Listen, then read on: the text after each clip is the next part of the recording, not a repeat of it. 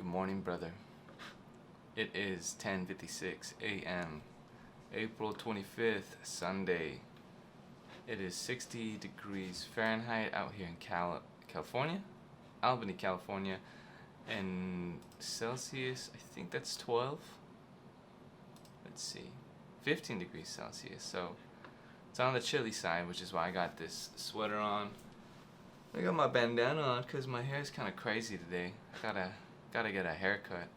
I'm starting this video here on my desk because I just did one of those melancholic choleric tests. I'll put a link in the description to show you the website that I took the test on. Maybe you could take one there too. I'm taking it because you brought it up, and my results here are: choleric is a 7, melancholic is an 8, sanguine is 15, phlegmatic is 14. I don't know. Oh, okay, the scale is from 0 to 24. So my sanguine rating is the highest at 15. Phlegmatic is at 14, so that's the second. Melancholic 8, choleric 7. I didn't know what choleric means, so I had to look it up, which is bad-tempered or irritable. I don't know what phlegmatic is either.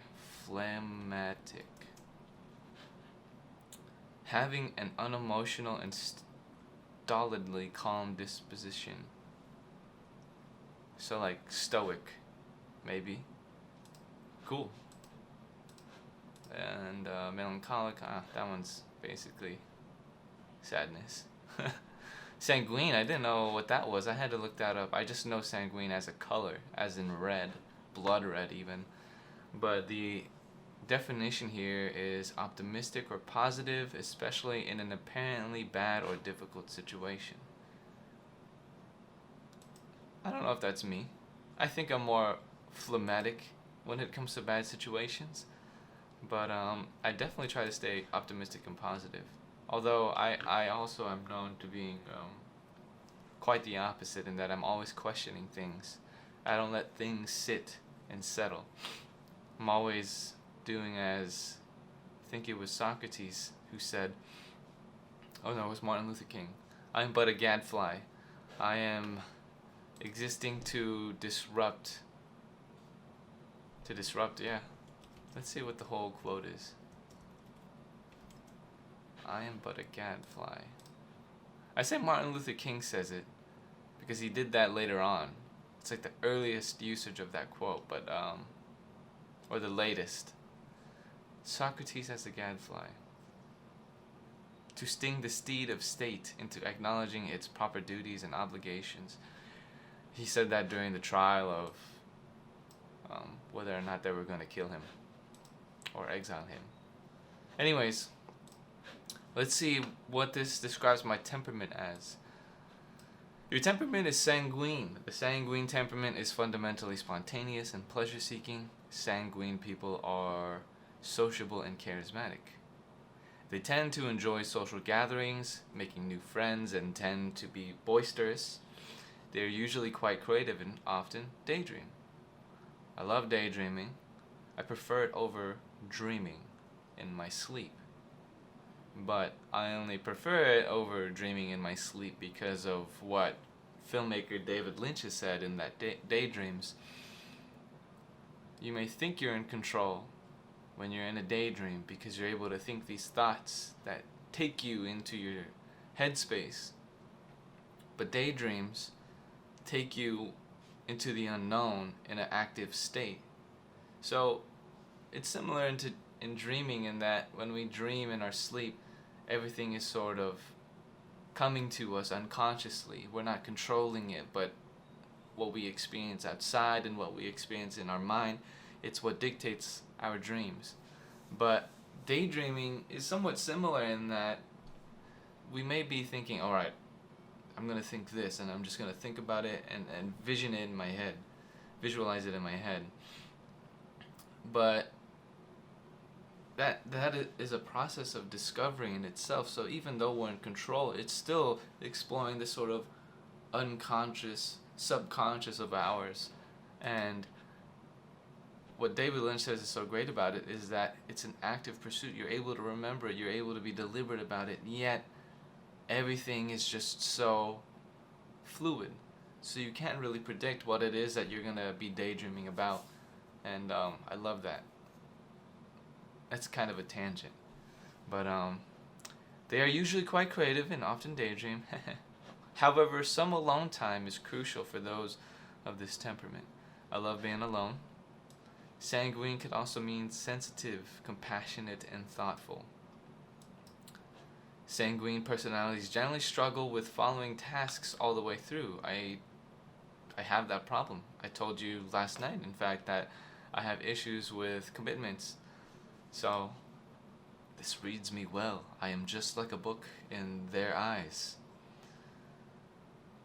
Following tasks all the way through are chronically late and tend to be forgetful and sometimes a little sarcastic. Huh? Often when they pursue a new hobby, they lose interest as soon as it ceases to be engaging or fun. That's not very true. Not of me, at least. I pretty much do the same thing every day for most of my life, which is photo, video. That's pretty much it. That's like the one hobby I've ever gotten myself into. Another hobby that I picked up recently is rock climbing. I love rock climbing. We'll talk about being athletic, being fit, physically fit and active once I cut to that side. But let me finish this off here. They are very much people persons. It could be. They're talkative and not shy. It could be. Sanguines generally have an almost shameless nature. That much I can say. I don't give a shit about what people say about me, nor do I care about what it is that I say that might make me look a certain way. I mean, look at me, bro. I'm wearing a bandana. I don't look all gussied up. I'm not as good looking as you. And that's alright, bro. We all got our natures. Certain that what they are doing is right. I don't think everything I do is right. But then again, I'm not also measuring what is right or wrong. A lot of the times I jump into the unknown so that way I can figure out what's right from wrong. They have no lack of confidence. I don't know. I never really have thought of myself as a confident person, but I definitely know that I'm vulnerable. So I am comfortable with putting myself out there. So yeah, that's it. That's the end of that test. And from now, I'm going to, whoa, that is impolite of me. I'm going to cut to outside because it's hot inside. My lady has the heater on and it's dark. I'm just going to bring it outside so that way we can have a little more variety. The magic of editing. Alright, it's kind of funny. There's a lot of people out today, but that's alright. I wanted to go ahead and take the camera outside and walk around with it, but I'm not comfortable with doing that yet. I think people are going to see me and be like, is this guy vlogging? I'm vlogging here. I'll do that later. But what I'll do is I'm going to go ahead and look at my notes. I'll do a flash lightning round to answer or address some of the stuff you talked about in your video, and then I'll go into some deeper stuff regarding your path of life, my research that I've been working on these past few weeks, or school year I should say, and then I think I'm going to try and add some photos of this week and videos of this week, since I've basically delayed 5 days now my response. On that note, I want to say that moving forward, I think the challenge, for me personally at least, is that I should respond within 48 hours. and I need some accountability to be able to do that, because that's just how I am. As I explained earlier, my sanguine nature um, says I have a lack of commitment. So let's do it, man. If I don't respond in 48 hours, when I finally do respond, I have to do some challenge in that. I'll say this: next time, if I don't respond in 48 hours, I'm gonna eat a habanero pepper raw, so I can suffer from heat. So yeah, now that's out of the way. Go ahead and recommend any other kind of challenges that you want to do, just for fun or for punishment. It doesn't matter to me. Let's get started here. So, bro, you are at Lawson's, or at least Bruce lives in top of Lawson's. I only know Lawson's from basically word of mouth. When I was working at Muji, I remember a lot of people talked about Lawson's. I had a co-worker who is now one of my great friends who always talks about Lawson's. She moved to Japan and she's always eating at Lawson's. Shout out to Jasmine if she's watching this. I miss you. And that's pretty cool that he lives on top of that. Does he go there often? Do you like Lawson's? What's up, Bruce? How's it going, bro? I was waiting for you to show up in that video, by the way. And tell Kevin to get out of your house. But it didn't happen. Anyways, second point, headphones. You got the nice headphones, bro. I gotta tell you, I have very cheap headphones that cost me $60. I got it off of Amazon. It was like one of their Amazon deals. Is Amazon big in Japan? Let me know. Basically, it's called Anchor. It's not. Oh, there you go. Anchor. There you go. Anchor. And the model is called Soundcore. I think it's like the Soundcore Q3s or something. Nah, that's the Bose Q3s. QC. Quiet Controls 3s. That's the one that you're talking about. I wanted those, bro. Those are super nice. My brother actually got them because I got him into noise canceling headphones. But I do not have money. Well, I do. I just don't spend it on stuff. I spend it on cameras, as you can see. $60 though. I love it. I love headphones that work nicely, and noise canceling headphones are pretty cool. I had a friend give me one of the Beats. It was like white and green. I liked it, but then it didn't work. Yeah, it didn't work. It like worked on one ear, and that was so strange. And I never bothered to try and fix him. And sadly, I had donated them to the person that gave me the headphones. Thank you.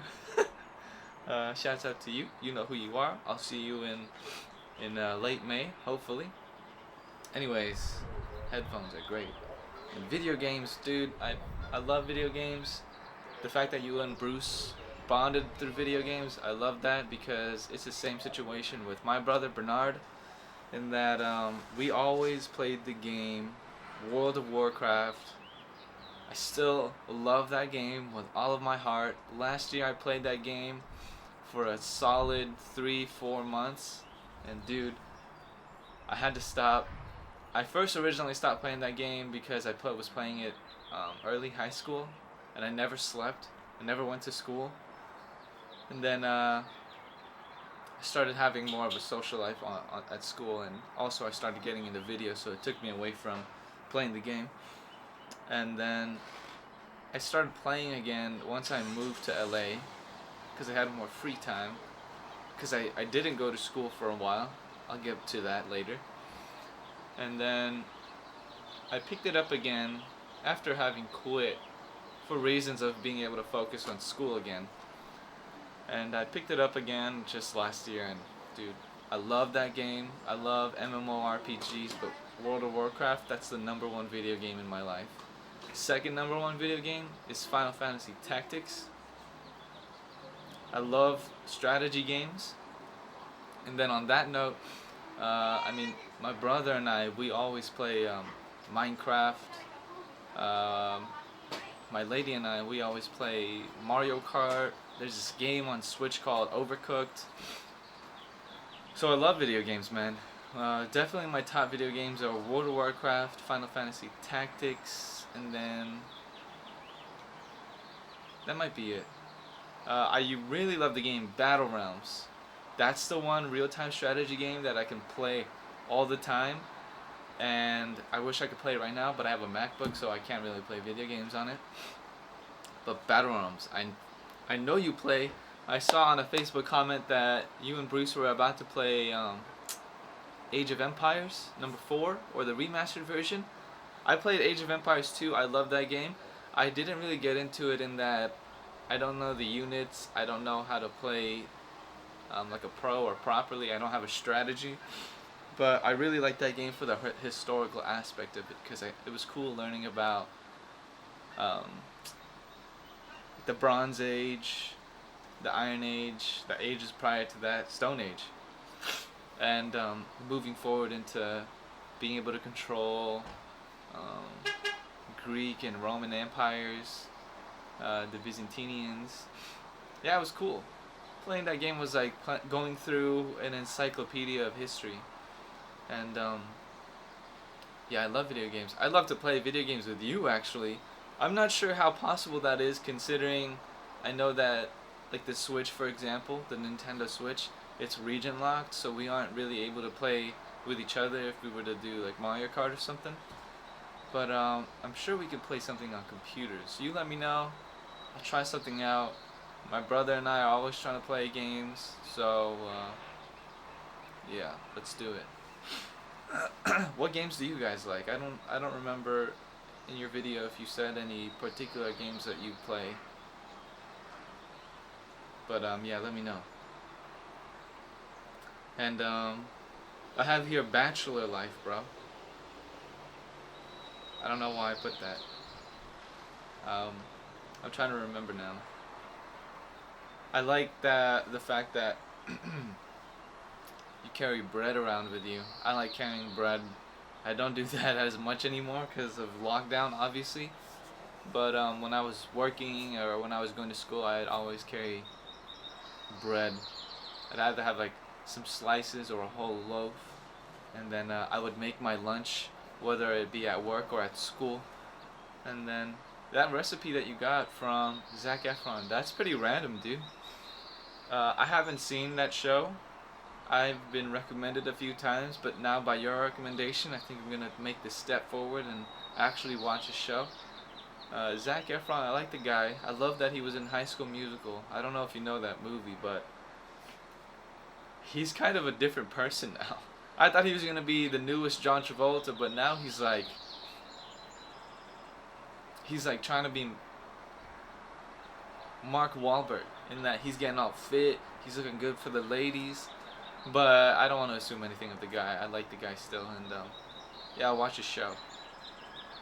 It's cool that eggs can be boiled underneath hot soil. It's kind of weird. In the desert, back where I grew up, it would get so hot during the day, triple-digit heat, that you can actually crack an egg onto the sidewalk and then make a fried egg in the blistering sun. It's kind of ridiculous. But yeah, let's see. I'm at 10 minutes. The previous video I think was around 8 minutes, so we're at 18 minutes now.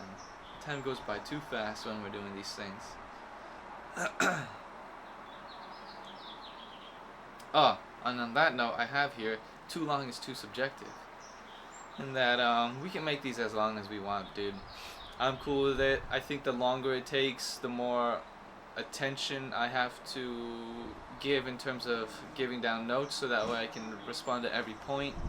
But it's okay that if we don't respond to every point, because that's not how real conversations in life goes. Sometimes we talk about one thing and we totally tangent off into a topic totally unrelated to what we were originally talking about, so it's fine. If we don't talk about everything, it's fine. If we talk long though, that's fine. So, camping. You were camping last week, yeah? I love camping, man. That's so American of you, I think.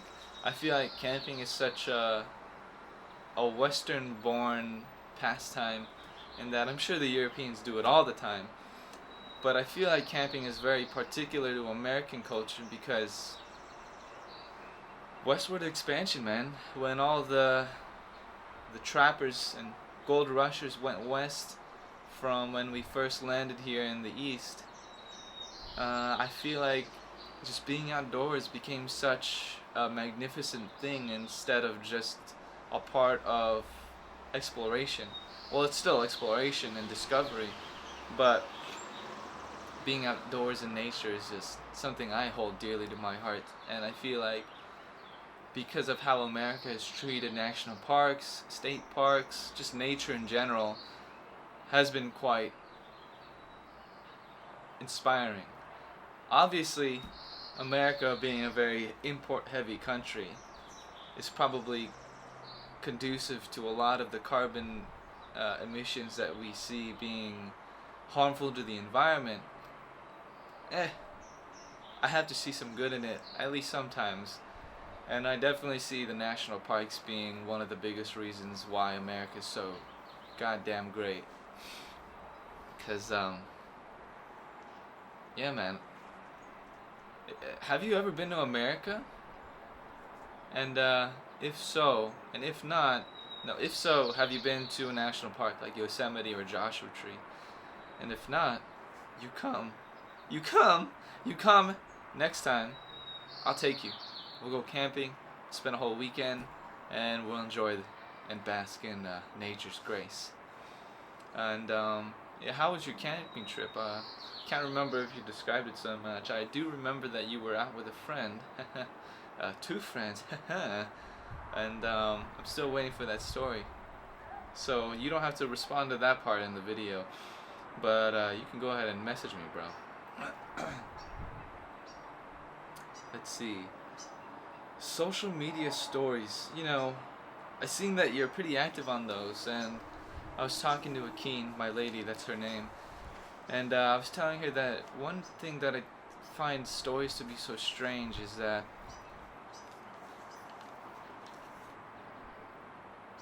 I feel like they were birthed and created for the reasons of giving people that 15 minutes of fame. I don't know if that's very popular. It's like a popular mindset in the East, out in Asia. But I definitely know that here in America, people are just wanting to be famous. And if it's not fame that they're searching for, it's some sort of validation or acknowledgement.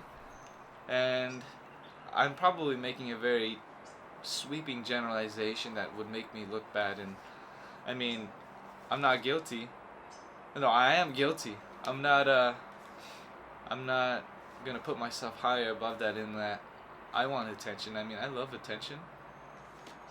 I don't go actively seeking it, but when I feel heard, when I feel acknowledged, I'm not gonna say that I don't want that. I like that. I have stuff I want to say, and even if it's important or unimportant, just being heard is always nice. So, stories. I definitely think it's something that I want to do more, especially in the realm of being able to share our story, our relationship together. And in general, I'm just not good with social media. Also because I feel like it's just this virtual reality that we are able to sort of embody ourselves in a different way, present ourselves in a different way. One of my favorite comedians, Aziz Ansari, he put it in his book, Modern Romance, talking about how when we create these social media accounts, profiles, where we are able to write a bio of ourselves, post photos and videos of our lives, and filter out the interests that we have and the activities we partake in, we're essentially creating advertisements of ourselves. We're becoming billboards. And some people embody a more personal aspect of presenting themselves, and then some people present themselves in a way that they're a brand, they're a business, or that they're advocates. Like, so some people have social media for the purpose of advocating for change, advocating for politics. Some people are literal characters on social media. So it's kind of hard for me to enter into that realm because I don't want to be one particular person, or I don't want to present myself in a way that's misrepresentative. And yeah, I think so much about the way we interact in our virtual and digital landscapes, in that sometimes I don't think it's that healthy. Sometimes I just need to submit and concede and be able to reconcile these issues about social media, and I like the way that you approach it.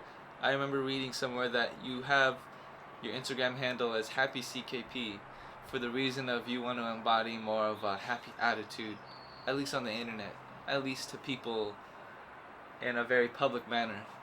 And I kind of want to do that too.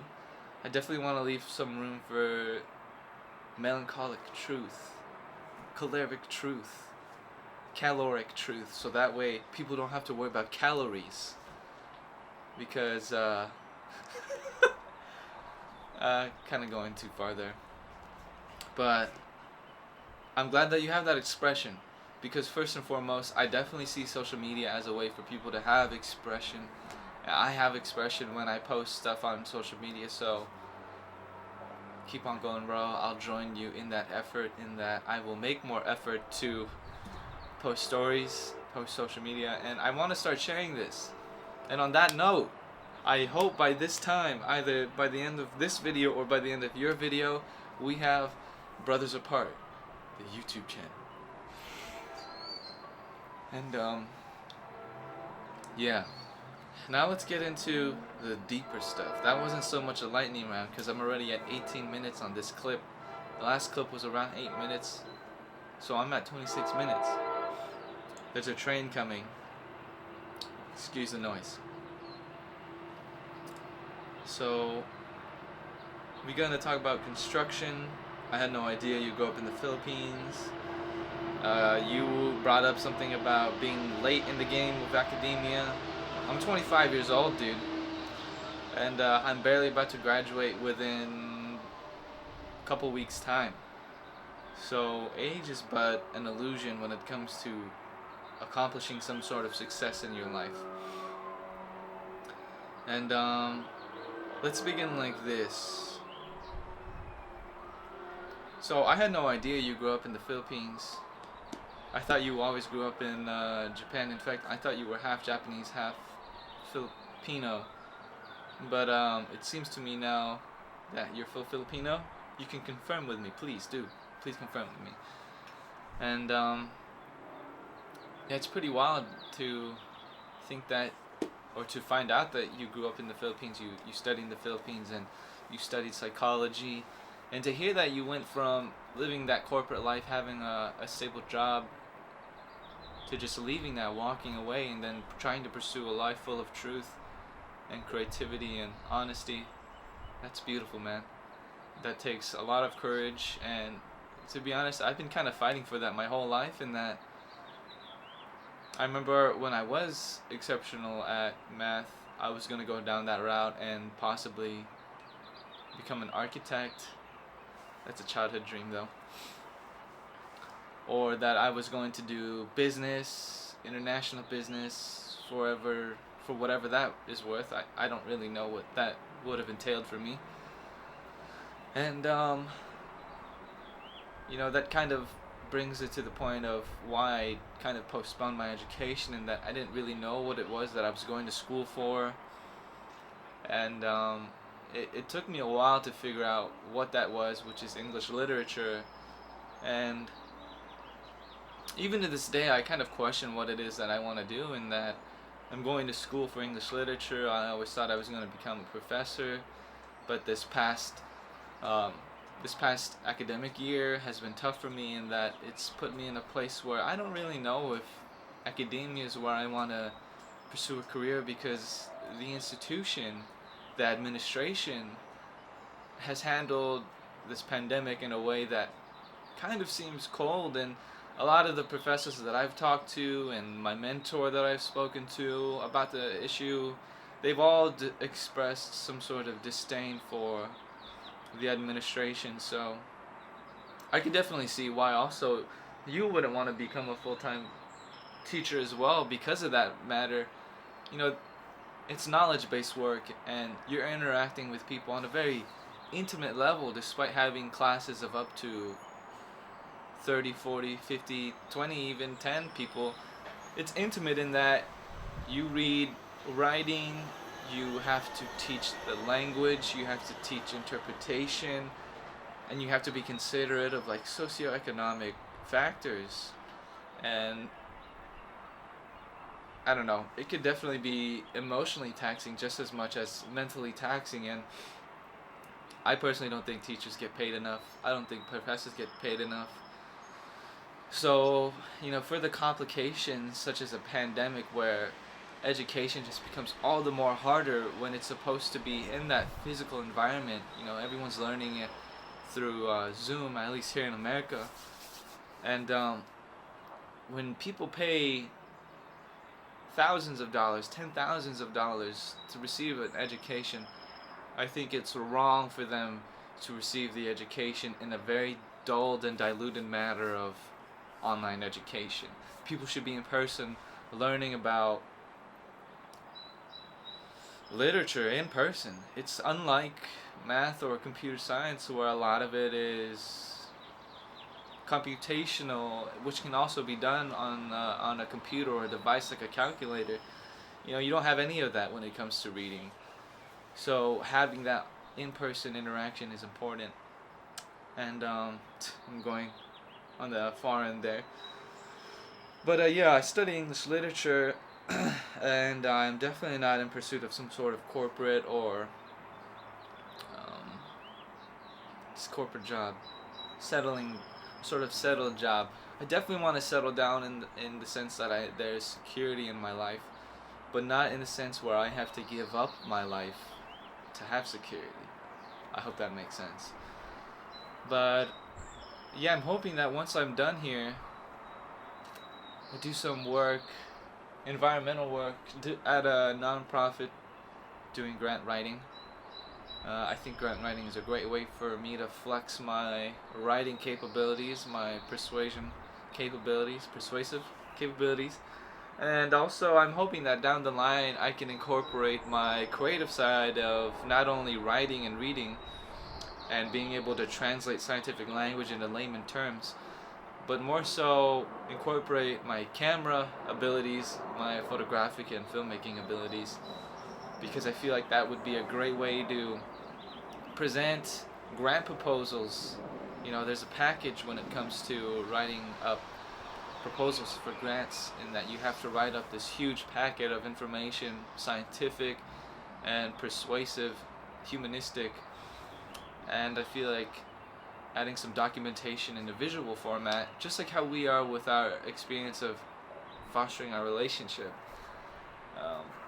it'll just make the experience all the more worthwhile and expressive.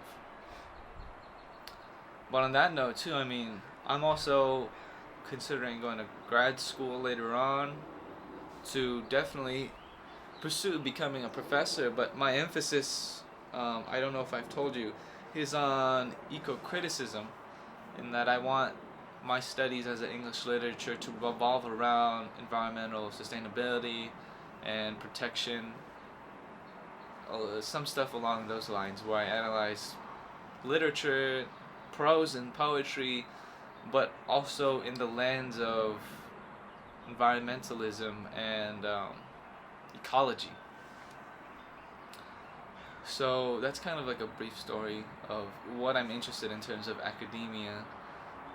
Before I get into research, I'll say that I changed my major like 5 times. It was communications. I was supposed to go to school for film actually, but I had a scholarship taken away from me because I basically badmouthed academia, and my donor had heard me say "fuck college," excuse my language, and then scholarship got taken away because it didn't seem that I was serious about learning in an academic setting. And then I was gonna do business, and then international business because I was studying Japanese, because that was me trying to pretend I was Japanese.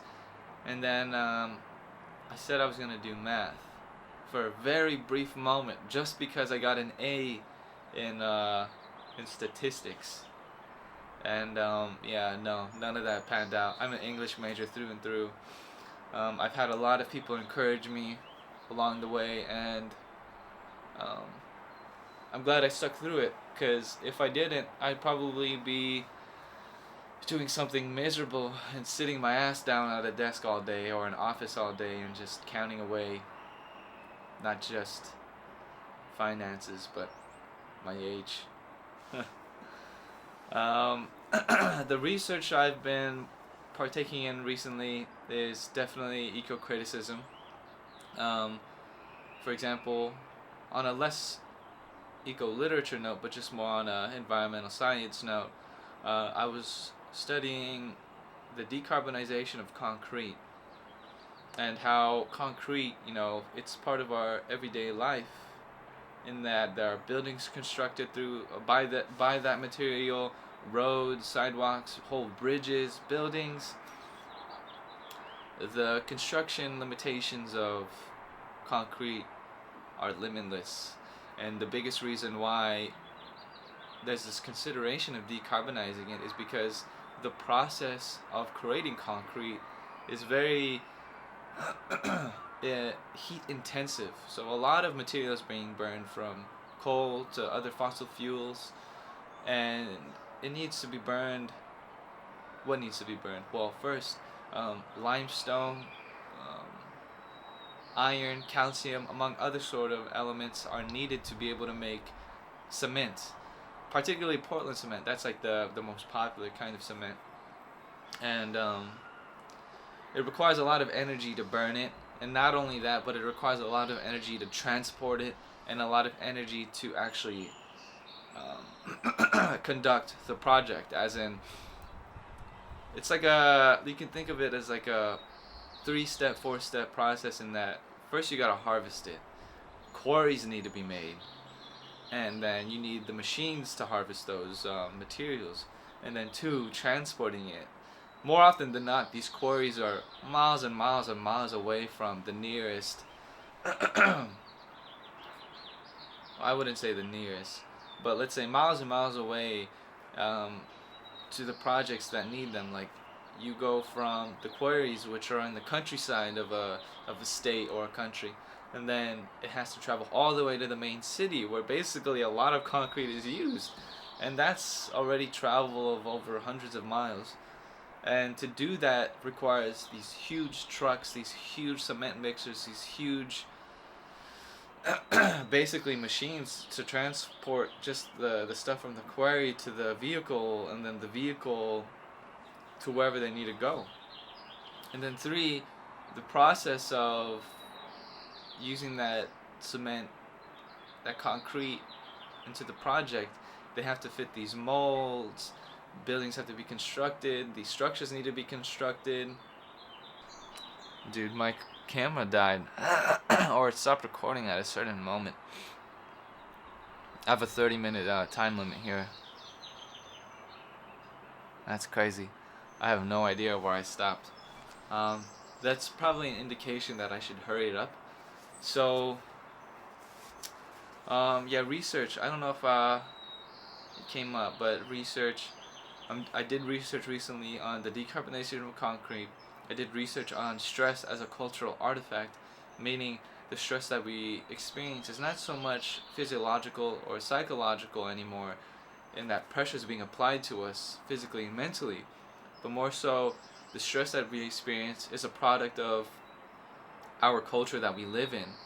For example, that kind of stress as cultural artifact is experienced artificially, conceptually. It's all in the mind. It's not real. It's stuff that we can control, in that weather is a stressor, in that if it starts raining onto us, we're going to start getting wet, we're going to start feeling fatigued. If it's too cold, we'll start feeling fatigued and we might experience frostbite. Or even this, in that when we're performing sports, like when you're playing basketball, when I'm rock climbing, our body has a lot of tension. And psychologically speaking too, if we're competing, we're performing in a way that requires us to adapt at a very constant and high performing rate. So that in a sense is the most practical understanding of stress. But what we feel on a daily basis of not being able to feel fulfilled in life, not being able to feel like the work that we do was good enough, afraid of not getting the right grade or not doing the right work for work, all of that is all conceptual. The consequence of not being able to perform those actions is not death, unlike when we are facing the challenges of the weather or facing the challenges of being face to face with a wild animal. Those are existential threats, whereas what we face today, they aren't. The competition of sports is not necessarily a face of threat either, but more so a threat to physical performance. I don't know. I could keep going, but I'm rushing now because this video is so long. So if you'd like to talk more about the certain research that I'm doing, let me know so that way I can sit down, take it slow, and just fully flesh that out. So yeah, decarbonizing concrete, stress as cultural artifact. I'm trying to do one about social media and literature for a class that I'm in right now. I don't really have the topic yet. I'll let you know once I find out. And then my long ongoing research is just analyzing literature from prose and poetry, and then recognizing them as eco-critically important. Something that I evaluate and interpret through an eco-critical lens instead of anthropocentric. I see these plants and I don't think of them as beautiful and that them in themselves have a spirit in that which I share as a human. Like, this is the mother spirit in this plant. I don't have that romantic perspective on nature anymore, because with that it's sort of dangerous in that we become sort of blind to the reality that is environmental change. Human interaction with the environment causes this inherent change, and if we continue to see the rose as a beautiful bud that's comparable to a beautiful woman, or the ocean and its crashing waves on the rocks being similar to the masculinity of a man, I think that's improper if we want to see some change in the world. I mean, I definitely partake in the beauty of nature, and as I said earlier, I bask in the grace of nature. I would be a fool not to, but I try to look beyond the beauty of nature and see what it really is and what's really going on in it. And you talked about reading books last December. I'm currently reading this book, The Sixth Extinction by Elizabeth Colbert. This is an awesome book. I can't put it down. However, I only read it during night because I try to read different things throughout the day, because that's how my mind works. It's a good book to go to sleep to, in that it's pretty depressing, honestly, because it talks about the various extinctions that have happened in the world, the most benchmark ones at least. And it always gets me thinking about the environment, and I actually end up having dreams about what I read in this book, and it's a great constant reminder in my life that this is something I'm trying to face in terms of my studies. So, dude, this is super long. This is longer than your video now, and I'm getting kind of anxious in being able to fit everything into one. The real thing I need to do is just keep this flow of communication constant, so that way I don't have to throw up all these things I want to get out to you in a very fast manner. So, I'll talk to you in 48 hours. You'll have my response sooner next time. Bro, I love you, man. Thank you for putting up with this. You said I was putting up the pace. No, you're putting up the pace because you're actually responding to me in a very acceptable manner. So yes, 48 hours, I'll hear from you. Hopefully sooner. And then 48 hours from then, you'll hear from me. It's starting to rain now. I'm about to have some coffee and some breakfast with my lady. She's making it right now, so I'm gonna go help her. Anyways, I love you, bro. Let me know that story. It's complicated. Life is complicated, dude. Alright, man. Tell Bruce I say hey. Tell Ralph I say hey. My brother says hey. And I love you, man. Bye bye. Have a great weekend.